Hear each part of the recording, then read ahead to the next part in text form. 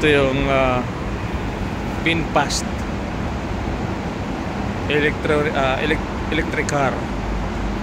So ito yung dati yung puti ang inano ko, pinicture ko na wala tong engine. Mga maliliit lang na engine na pinatatakbo ng kuryente. Hindi na siya fuel operated. So tingnan niyo yung dashboard niya. Wala siyang dashboard kundi isang monitor, parang ano lang siya. Ayan.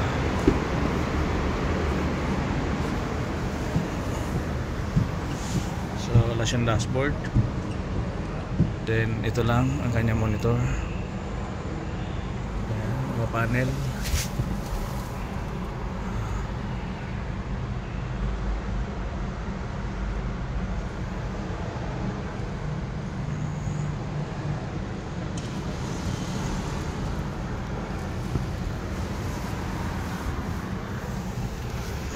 Side.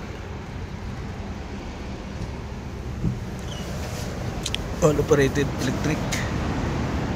Battery ito yung high voltage siya, delikado. May 400 volts siya. Kaya hindi basta-basta.